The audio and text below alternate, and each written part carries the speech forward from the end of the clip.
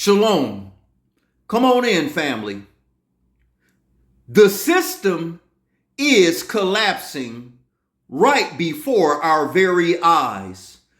Don't you see what is happening around all of us every day?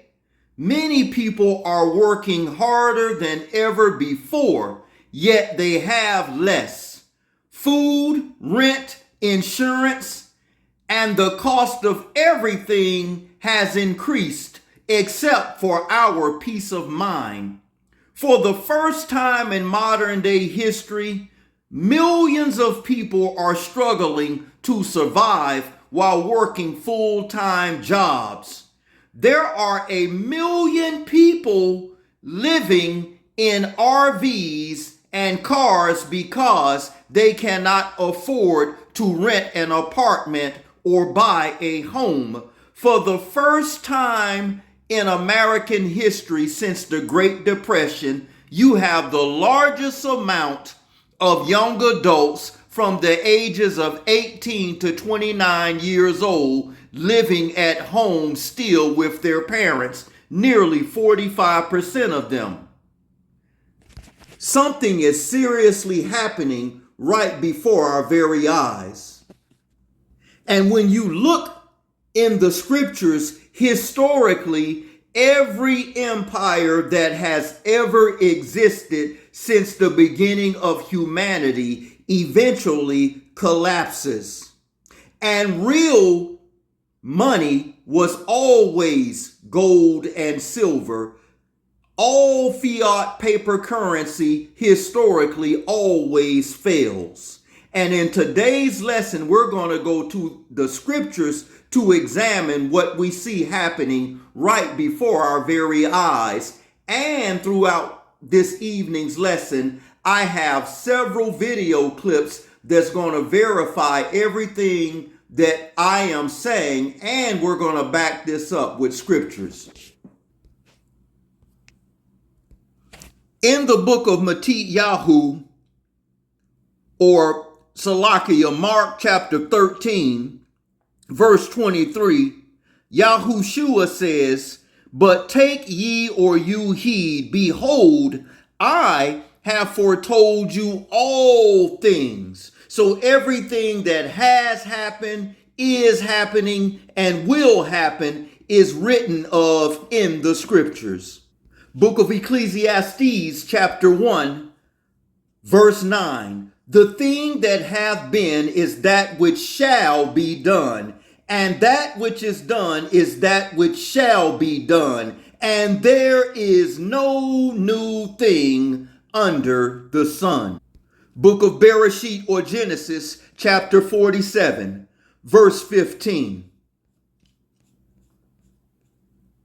"And when the money failed in the land of Mitzrayim, or Egypt, and in the land of Canaan, all the Egyptians came unto Joseph and said, Give us bread, for why should we unalive in thy presence? For thy money faileth.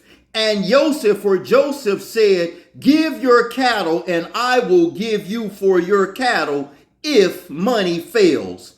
And they brought their cattle unto Joseph, or Joseph, and gave them bread in exchange for horses, and for the flock, and for the cattle of the herd, for their donkeys, and he fed them with bread for all their cattle that year. And when the year or that year was ended, they came unto him a second year, and said unto him, We will not hide it from my master, how that our money is spent. My master also have our herds of cattle, and there is not aught left in the sight of my master but our bodies and our land. Pay attention to this first clip, family. Fair use. To be afraid of paper money. I mean, they have their basic premise that paper money around the world is going to get worth less and less and less over time is absolutely correct.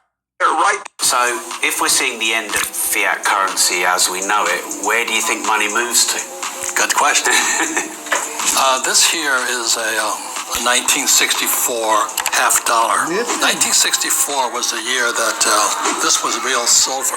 But in 1964, the U.S. was the power. But every empire ends when they debase the currency. This was 64. I was 17 years old. I remember looking, oh, it's nice, you know.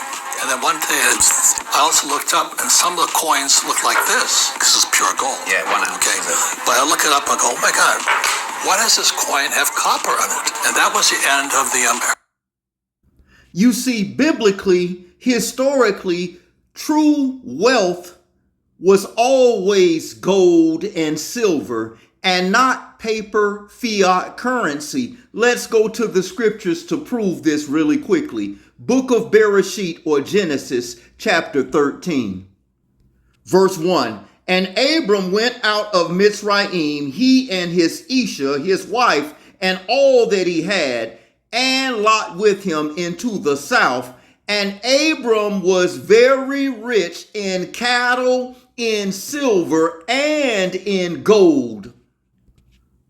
True riches was always gold and silver. Historically, every fiat currency, which is paper currency, that was ever invented by any nation eventually fails because of hyperinflation. People have to work harder and harder, yet they are able to afford less. This is what is happening right before our very eyes. Pay attention to this next clip. Fair use. Told you the world's first paper money was printed 700 years ago. The Mongol-led Yuan dynasty issued money made of bark and ink, backed by decree, not silver. And at first it worked. But then, they printed too much. Wars, debt, inflation, trust vanished. And by the end, the empire fell, and the paper was worthless. This wasn't just China's problem. It was the world's first fiat failure. And it's a warning we've ignored ever since. If money is just paper, what happens when the trust is gone? Already told us. We just forgot to listen.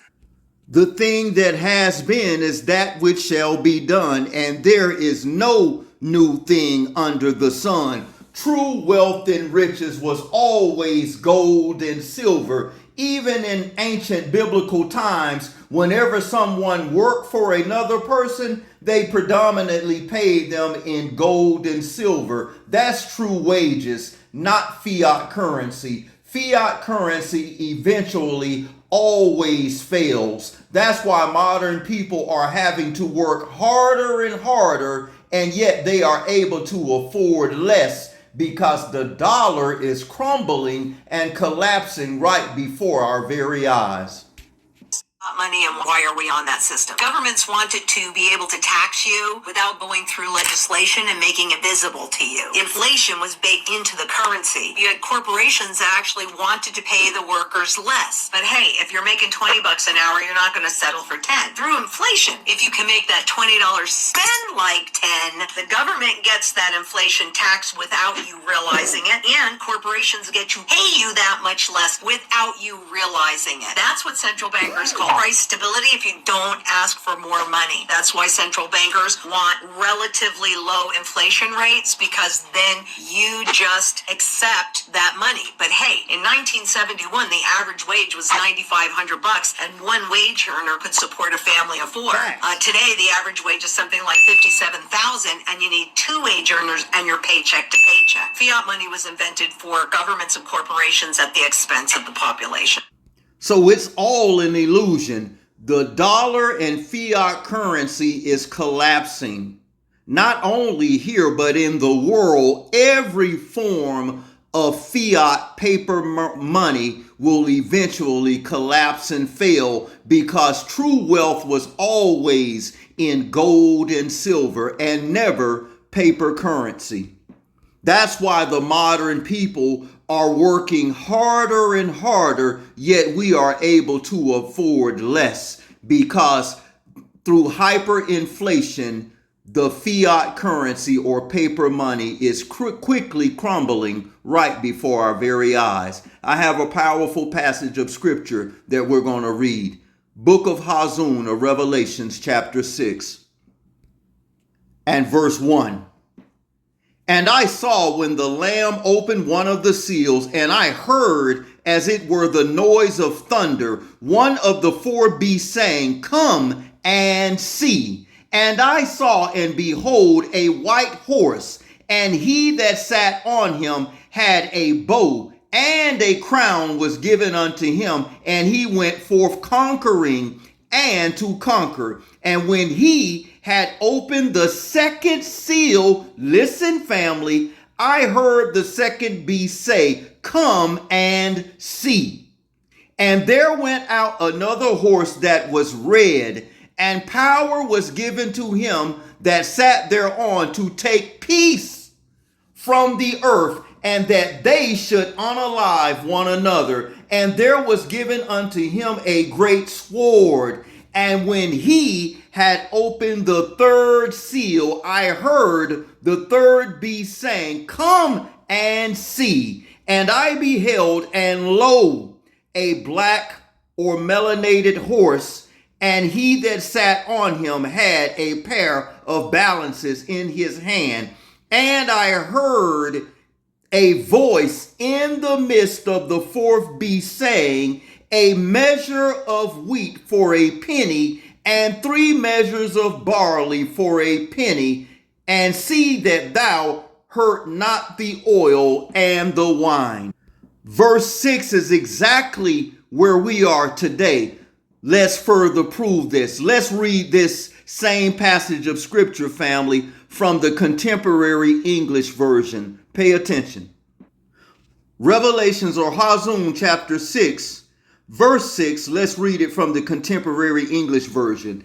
I heard what sounded like a voice from somewhere among the 4 living creatures. It said, "A liter of wheat will cost you a whole day's wage. 3 liters of barley will cost you a day's wage too. But don't ruin the olive oil or wine." This is exactly what we see, what is going on right before our very eyes. People are having to work harder and harder, yet they are able to afford less. Let's prove this more. Let's pull this up and see what Google has to say about Revelation 6:6, because it's happening right before our very eyes. The economy and the dollar is collapsing. Revelation 6:6, according to Google, describes opening the third seal, the melanated horse representing, and I say that because some platforms, nevertheless, let me continue, representing severe economic collapse and famine. The announcement of what, family? Hyperinflation, where an entire day's wage only buys enough for basic grain for 1 person. Contrast with the command to leave the oil and wine untouched, signaling Yahuwah's restraint and controlled judgment. So this is exactly why you see the modern people working harder and able to afford less, because at the collapse of every empire, their paper currency always fails. It's not a matter of if or maybe. It's gonna happen, and it is happening right before our very eyes. This is what's going on. This is the calm before the storm. Don't let them lull you to sleep with meaningless things and so-called entertainment while this economy is eroding, and it will not return. Let me share this next clip with you. Ages defined the lifespan of an empire. The age of pioneers, the age of conquests, the age of commerce, the age of affluence, the age of intellect, ending with bread and circuses in the age of decadence. There are common features to every age of decadence. The conspicuous display of wealth, a massive disparity between rich and poor, It's happening. a desire to live off a bloated state.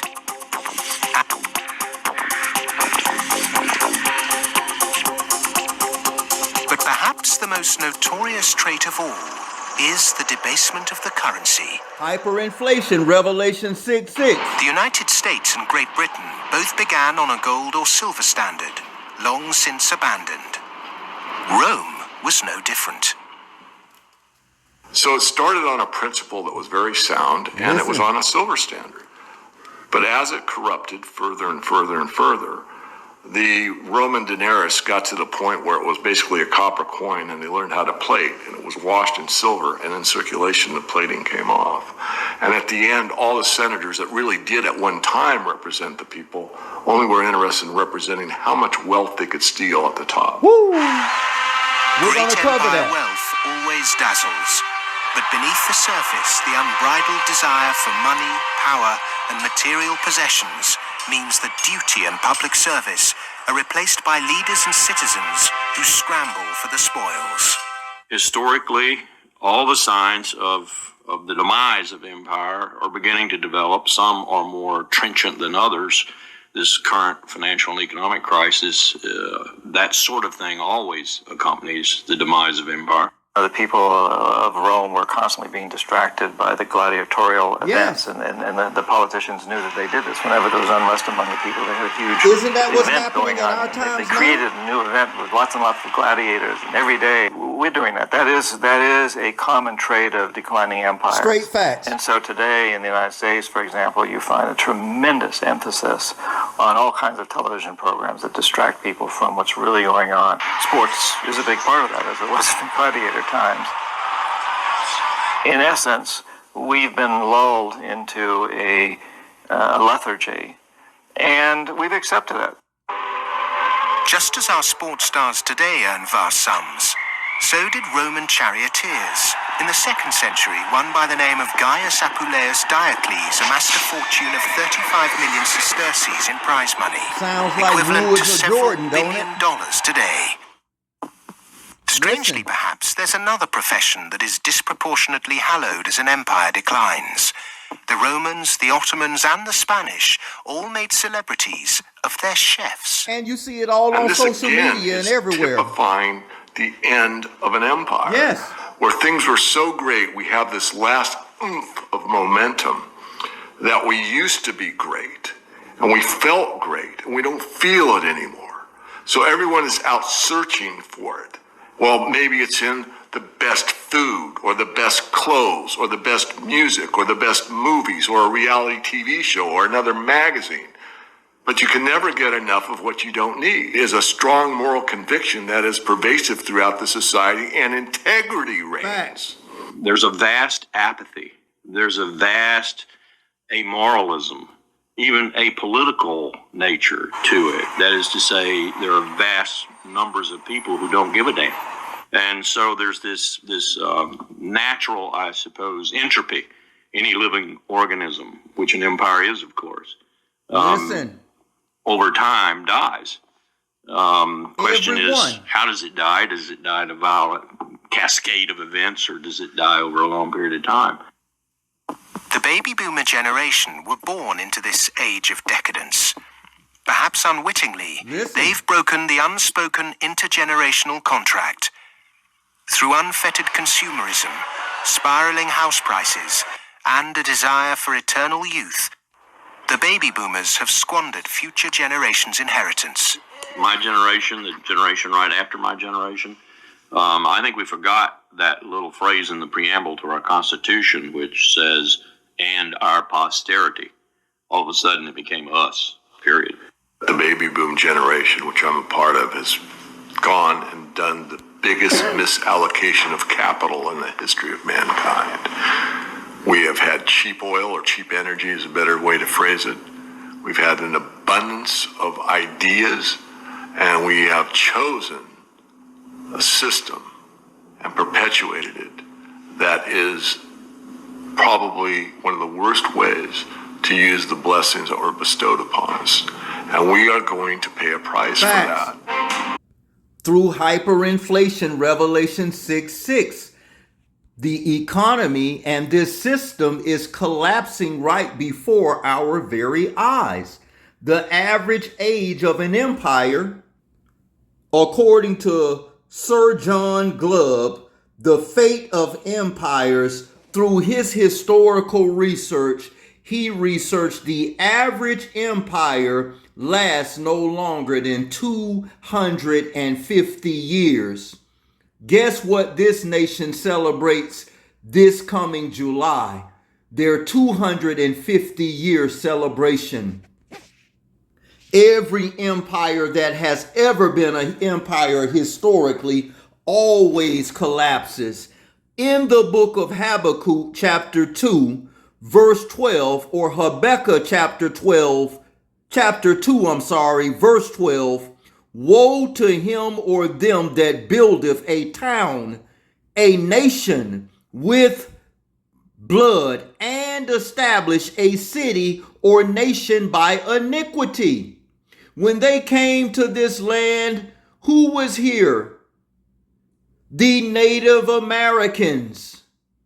Then they took the land from the Native Americans, went to the kingdom of Judah in the coast of Africa, enslaved the Israelites, took them to the four corners of the earth, the islands of the seas in the 1400s, and then lastly, they landed in Jamestown, Virginia in the year 1619. So they took a land from a people that they never paid or compensated them for. Then they went and enslaved the biblical children of Israel and worked them for free to build this nation for over 250 years. Then they still have them fighting for what you call equality in modern day times. Habakkuk 2:12 says, woe to a nation like that. The average age of an empire is 250 years. This nation celebrates that this year. Wake up. How was this nation established? Book of Telahim, or Psalms 49 verse 11. Their inward thought is that their houses shall continue forever, and their dwelling place to all generations. They, who are the they? The Gentiles, call their lands after their own names. America was formerly known as Turtle Island, you see, and they named it after Amerigo Vespucci. They even changed the name and the continent of Africa and named it after a Gentile, Leo Scipio Africanus. Woe to the nation or town that has been built on bloodshed and iniquity. Iniquity is sin, is evil, is wrong. So when you build and establish a nation in a manner such as that, how do you even put in your minds that it will last forever? Revelation 6:6 happening right before our eyes. Pay attention to this next clip. Inflation edition. So I was going to get some kettle corn for work, and I noticed it says mini bags, 3 1.75 ounce bags. You got 3 2.75 ounce bags. It's roughly a 75% decrease. These used to be 8.5 ounces, but now you get 10% more for free at a whopping 3.75 ounces. Like 125% less that you're getting now. This used to be a 7.5 ounce bag. Now it's 3.5 ounces. What the heck is up with this? $1.79 for 1.5 ounces? A big grab used to be 2 ounces more for and more while receiving 59 less. The only thing big about this grab is the cash grab. Oh, jeez. 3 pouches per box. This almost fits in the palm of my hand. Like, this is a joke. They probably spent more money in the packaging than the actual contents. They make cinnamon twists now? No way. Let's see if these taste like Taco Bell. Sure. They don't expire until November, but I feel like they expired November of 3 years ago. Hyperinflation, Revelation 6:6. We're paying more for items, yet we're receiving less. The packaging is getting smaller, the items are getting smaller, but the prices are continually increasing. Revelation 6:6 is happening right before our very eyes. Book of Acts, chapter 7, verse 6 and 7. And Yahuwah Elohim spake on this wise, that his seed should sojourn in a land that is in a strange land that is not theirs, and they should bring them into bondage and entreat them evil 400 years. Jamestown, Virginia, 1619 to the year 2019 was the fulfillment of that 400-year prophecy. Book of Acts chapter 7, verse 7, and the nation to whom they shall be in bondage will I judge, say Yahuwah Elohim. And after that they shall come forth and serve me in this place. So judgment is getting ready to come and is happening right now. If you all knew that what was taking place on that other side of the pond with the nations they are now in conflict with, such as Iran, that's biblical prophecy. And I have another new lesson that's coming soon that's getting ready to cover that. Revelation 6:6 is happening now. It cannot and it will not be fixed or rectified. Prepare yourselves, family, please. What we see happening now is one of the greatest wealth transfers in all the history of humanity. The distance between the have and the have-nots has grown tremendously. Family, did you know that there are 3,428 billionaires worldwide? 3,428. The wealth is being transferred from the average working citizens to the top 1% of what they call themselves elite. They can never have enough. They have more currency or money than you could spend in several lifetimes, yet they're still not satisfied, while the common people through Revelation 6:6, hyperinflation, is suffering. Pay attention to this next clip. Here we go, fair use. Trip, and it's not van life. For 900,000 Americans in 2026, over a million this is the now. only thing left between them and the sidewalk. While you were sleeping, a new class of homeless emerged. The lot starts filling up around 9:30 p.m. First, the old RVs roll in. Then the minivans with blankets covering the windows. Then the workers, security guards, Uber drivers, Amazon warehouse employees, retired couples, families with kids already asleep in the back seats. This is happening all across America in 2026 because rent broke the math. A one-bedroom apartment that cost $1,200 a few years ago is now pushing $2,000 in many cities. Wages didn't rise with it. Food prices exploded. Facts. Insurance exploded. Facts. Fuel exploded. And suddenly millions of people discovered something terrifying. You can work full-time and still not afford a place to live. And then let me not even start on the land grab that these billionaires are not only buying up in America, but the world. They are buying millions of acres of land, not only in America, but the world. This so-called top 1%, driving up the prices of homes, rent, and everywhere because they are hoarding the land. So while they buy up these lands, they drive up the price of everything else, making the average working people suffer. And never forget, family, true wealth was always gold and silver, not paper fiat currency. Don't forget that. One or two more passages of scripture, family. I don't want to hold you long today. Let us go to the book of Acts. Book of Acts chapter 2, verse 40.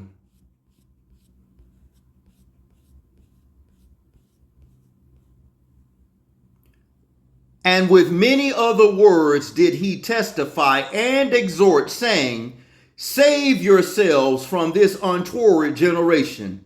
Then they that gladly received his word were immersed, and the same day there were added unto them about 3,000 souls. And they continued steadfastly in the apostles' doctrine and fellowship, and in breaking of bread, and in ploughs. And fear came upon every soul, and many wonders and signs were done by the apostles. And all that believed were together and had all things common, and sold their possessions and goods, and parted them to all men as every man had need. You're going to soon realize just how much we need one another. And they continued daily with one accord in the temple, and breaking of bread from house to house, did eat their meat with gladness and singleness of heart. Let us go to the book of 2 Corinthians, family, as we get ready to wrap up this evening's lesson. Chapter 6, verse 14. Be ye not unequally yoked together with unbelievers. For what fellowship hath righteousness with darkness, or righteousness with unrighteousness? And what communion have light with darkness? And what concord hath Messiah with Belial? And what part have he that believe with an infidel? And what agreement have the temple of Elohim with idols? For ye or you are the temple of the living Elohim, hath said, I will dwell in them and walk in them, and I will be their Elohim, and they shall be my people. Wherefore come out, come out, come out from among them, my people. Come out from among sinful, non-covenant, commandment-keeping people, and come out from those population centers before this economy totally collapses. Wherefore come out from among them, and be ye separate, saith Yahuwah, and touch not the unclean thing, and I will receive you. Book of Ecclesiastes, chapter 9, verse 18. Wisdom is better than weapons of war, but one sinner destroyeth much good. You cannot bring a non-commandment keeping person with you in a community.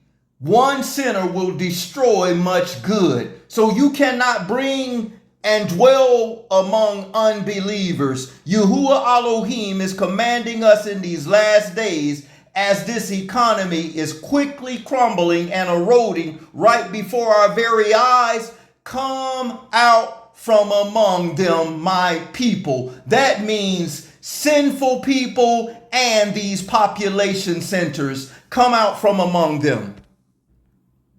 Pay attention to this next clip. Before I play that one, I have one clip that I forgot about that I should have put back with the gold and silver. But let me play this really quick. Then we'll play the next clip. Hold on. Selfishly, I did a video one time on the Beers Diamond. What can you say about them? There's a lot of stuff you hear about, how they're the ones that made it. Diamonds are not really as big as they're supposed to do. They control 80 to 85% of the diamond distribution, and it was considered that they had a monopoly. What do you guys in South Africa think about them? De Beers, a genius monopoly and a complete farce. And what is a diamond? It's a shiny stone. It's worthless. And you think it's a fraud what they did to diamonds? Well, it's genius. It's not a fraud. It's complete genius to make. They hang on to it, so it makes it seem like it's worth more. A shiny stone. But are we insane as humans? We prize a shiny stone. It's insane. You could also make diamonds in labs now. Facts. So De Beers is sitting on a mountain of unsold diamonds. It's the best short in the world. Why would you ever buy diamonds? Because they can be made in factories. That the danger involved is why they're so expensive. But actually, it's just because we decided they are. There are vaults full of these things, but we only sell a few a year to keep the price up, like a ticket scalper. Except that a scalp ticket can be exchanged for the experience of going to a live show, and these are inherently worthless rocks.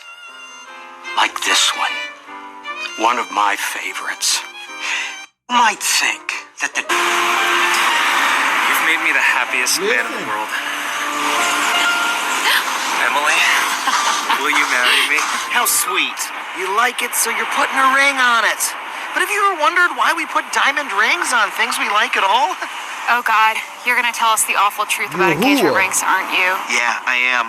Hi, I'm Adam Conover. Hey, Adam. And you may think of the diamond engagement ring as a timeless symbol of love, but it turns out this ancient tradition was invented less than a century ago by the De Beers Diamond Corporation.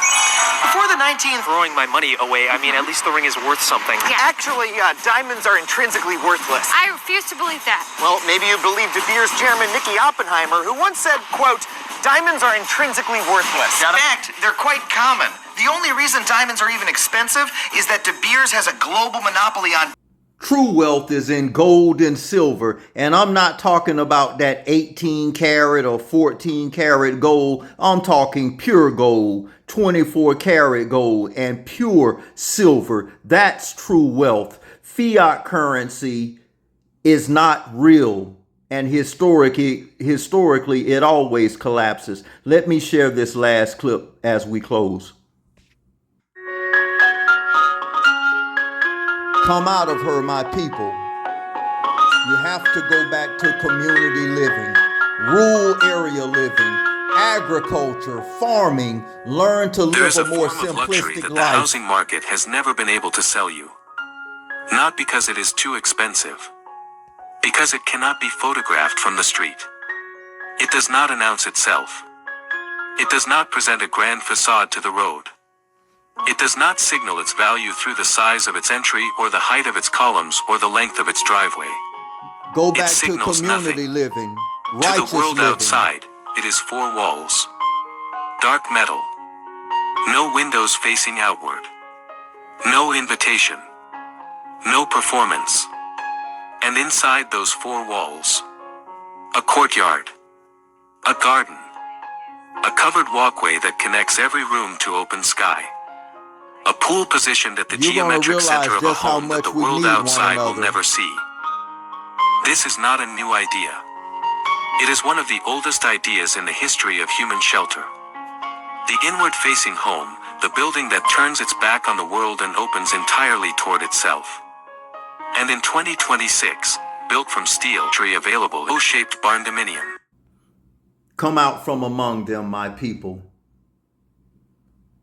Go back to a more simplistic form of living. As this economy is quickly collapsing, you're going to realize just how much we really need one another. But as we stated earlier, one sinner will do or destroy much good. As we close this lesson, this is not about panic, family, but preparation. The scripture teaches wisdom, community, and peace.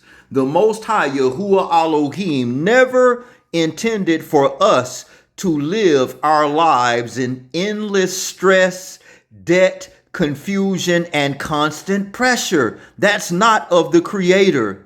The world system and empires rise and fall historically, but family, the truth and the word of Yahuwah Elohim will always remain. Perhaps one of the greatest lessons we can learn is that happiness is not found in endless consumption,